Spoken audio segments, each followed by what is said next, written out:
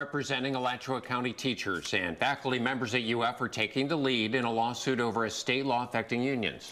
The Alachua County Education Association and United Faculty of Florida are part of the lawsuit alleging the law violates the First Amendment, equal protection, and contract rights. The law prevents employees' union dues from automatically being taken out of paychecks. It also makes it so that if fewer than 60% of eligible employees are members, a union will have to be recertified as bargaining agents. The head of one union says the law is an attack against teachers.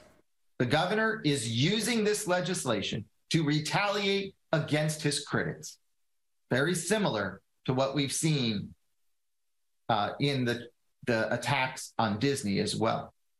Governor DeSantis says the law will help teachers with paying their dues. Good morning. They don't know how much is being deducted, and then they start deducting from the paycheck.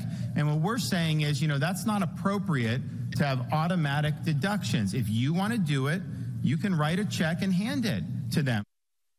Critics say the lawsuit raises equal protection arguments because the restrictions don't apply to law enforcement officers, correctional officers, and firefighters unions.